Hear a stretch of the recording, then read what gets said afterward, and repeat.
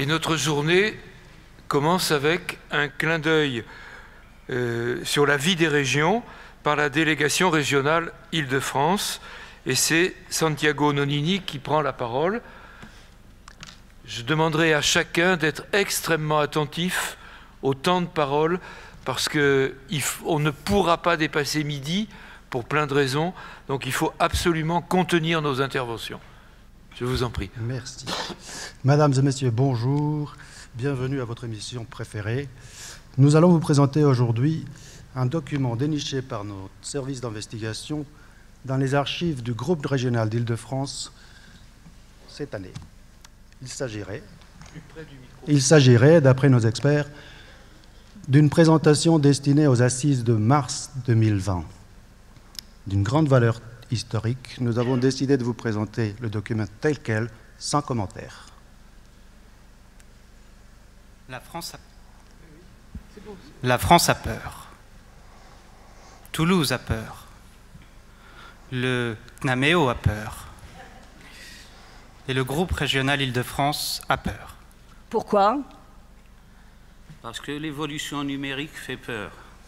L'ampleur prise par les réseaux sociaux, le changement de nos modes de communication ou encore l'instantanéité des informations peuvent parfois nous donner l'impression de perdre le contrôle. Il est désormais devenu difficile de vérifier la véracité des informations que nous recevons en continu. Les réponses doivent être immédiates, nous privant de notre temps de réflexion et laissant libre cours à l'interprétation. Il n'en faut pas plus pour générer un sentiment de perte de contrôle qui engendre inéluctablement de la panique. Les jeunes ont pris le pouvoir. Avant, la transmission se faisait des parents vers leurs enfants. Le savoir était derrière et transmis par les anciens. Aujourd'hui, c'est l'inverse, le savoir est devant. Ce sont les jeunes qui le détiennent. Maintenant, les parents deviennent amis ou followers de leurs enfants, effaçant ainsi toute différenciation générationnelle. Bref, les vieux sont dépassés et les jeunes prennent de l'avance. Et si finalement, le numérique n'était qu'un épiphénomène dans l'évolution sociétale? Ne vivons-nous pas une nouvelle rupture générationnelle comme nous en avons déjà connu tant d'autres? Ensemble, nous allons tenter de démystifier l'idée que nous vivons une époque affreuse, qui nous dépasse et qui considère que le numérique est néfaste. Cette évolution numérique, elle traverse toute la société. On s'en est aperçu au cours de nos échanges au sein du groupe régional. En effet, jamais nous n'avions autant fait d'allusions à nos vies personnelles, de comparaisons que lorsque nous avons commencé à aborder cette question. Ce constat, il reflète sans doute le fait que le numérique prend une place de plus en plus conséquente dans nos vies et qu'il vient interroger nos représentations, que l'on soit concerné ou pas par une mesure de protection de l'enfance. Alors, ces craintes que suscite l'évolution numérique sont-elles réellement fondées? Concrètement, si on transfère cette pensée à notre travail en protection de l'enfance, est-ce que nous percevons dans les mesures de milieu ouvert des problèmes liés au développement du numérique? En clair, le numérique peut-il être une source de danger pour le mineur? Pour tenter de répondre à cette interrogation, nous avons ainsi évoqué des situations de certains mineurs que nous avons suivis ou que nous suivons toujours actuellement. En voici 3 exemples. Lina a 15 ans. Elle se prostitue. Elle utilise les réseaux sociaux pour travailler, notamment en proposant ses services sur Snapchat et en postant des vidéos d'elle dénudée sur Instagram. La mère de Lina, Hippocampe, est abonnée au compte de sa fille, ce qui lui permet de toujours savoir où celle-ci se trouve, ce qui, affirme-t-elle, la rassure. Lucas a 14 ans. Il est passionné de programmation informatique, au point qu'il ne sort jamais de chez lui. Pendant la mesure d'AMO, il refuse toutes les sorties à l'extérieur ou les rencontres collectives. Pourtant, derrière les écrans et lors de jeux en réseau, il est très à l'aise dans la relation et a énormément d'amis virtuels. Monsieur B est un jeune papa.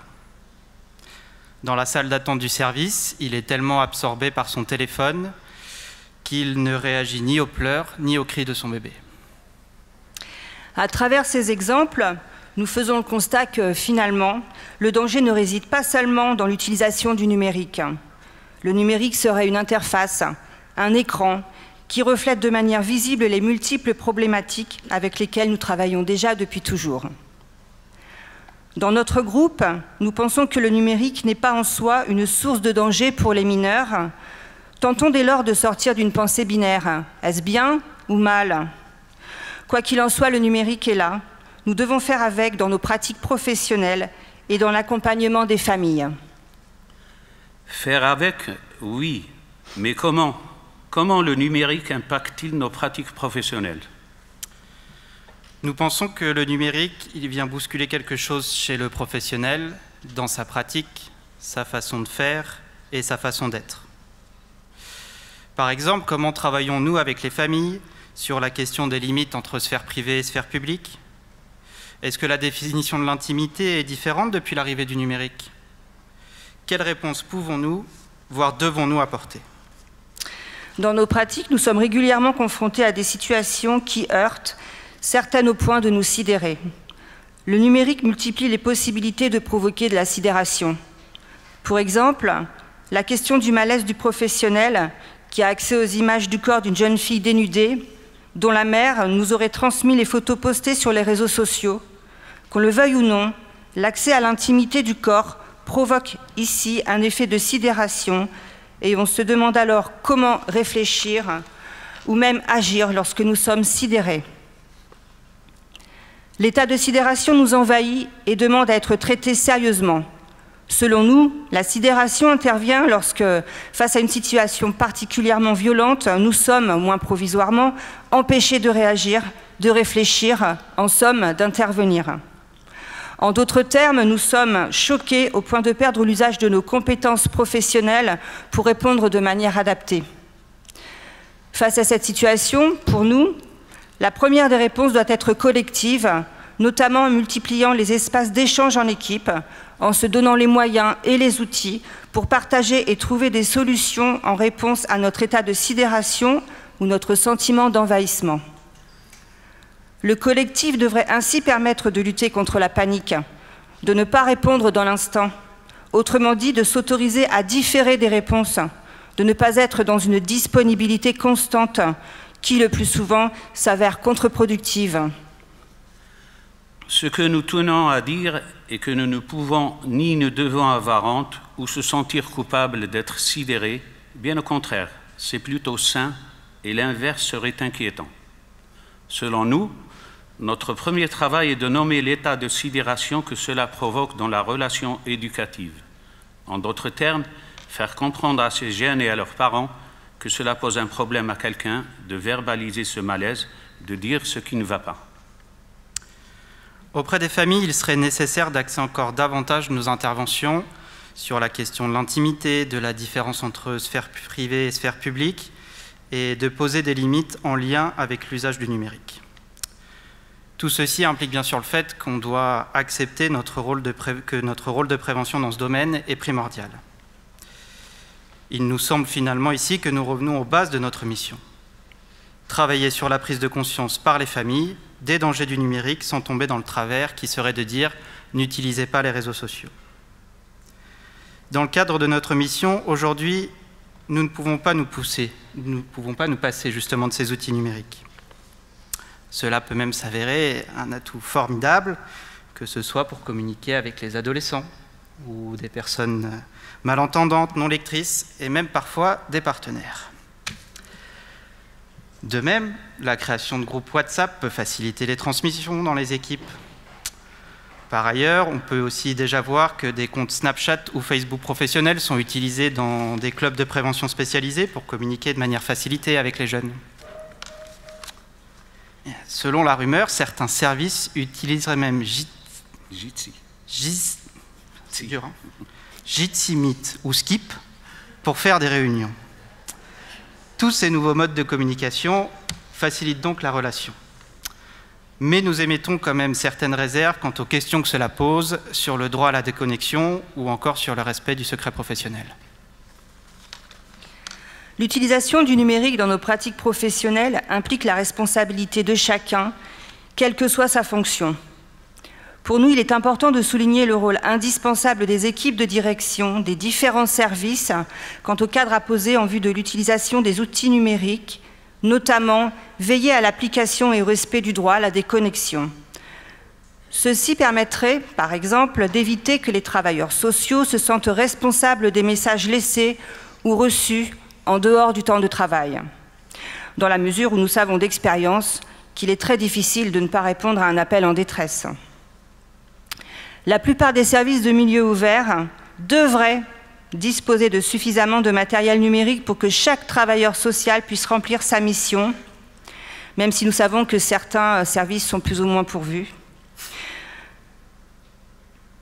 Faudrait-il réellement une catastrophe mondiale pour que chaque professionnel puisse disposer d'un simple téléphone portable? Par conséquent, à chaque direction générale de négocier avec les financeurs les budgets pour l'achat du matériel numérique et les formations inhérentes à son utilisation. Il nous apparaît également indispensable de dégager du temps pour que les professionnels puissent assister, voire participer à des colloques sur ce sujet. Partant du principe que les changements sociétaux nécessitent une adaptation constante de la part des professionnels et des institutions qui les emploient, il semble incontournable de prévoir, proposer et mettre en œuvre des outils permettant une évaluation régulière des utilisations du numérique, tant par les familles accompagnées que par les professionnels. Nous tenons aussi également à souligner l'importance dans cette question de l'intervention des professions transversales dans nos services, tous ces postes qui sont souvent qualifiés de non-pourvoyeurs de mesures et souvent menacés pour des causes budgétaires. Un éducateur ou une éducatrice scolaire, par exemple, serait tout à fait à même de reprendre avec des jeunes des faits d'actualité pour leur apprendre à rechercher et à vérifier la fiabilité d'une information, ou une TISF plus présente régulièrement dans les moments du quotidien peut assez facilement parler des limites de l'intimité et prévenir des dangers des réseaux sociaux. Ainsi, et pour terminer, notre groupe régional tient à affirmer que les temps changent, nos modalités d'intervention changent. Cependant, le travail éducatif de fond reste le même, mais cela ne nous oblige pas à rester confinés dans nos anciennes pratiques. Dans le fond, derrière son masque, le numérique ne mord pas.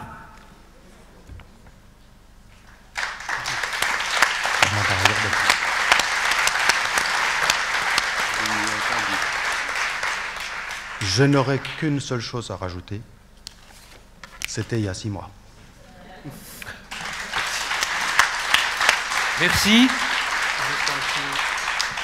Nous sommes donc le groupe régional Île-de-France. On est composé d'une dizaine de personnes à peu près, éducateurs, éducatrices spécialisés, assistants de service social, psychologues, chefs de service et directeurs. On représente le département de Paris, des Yvelines, de l'Essonne, de la Seine-Saint-Denis et du Val-de-Marne. Et on recrute. Donc voilà, n'hésitez pas à nous rejoindre. Ça sera avec plaisir. Merci beaucoup. Merci. Merci. Et merci pour le respect parfait du temps de parole. Merci beaucoup.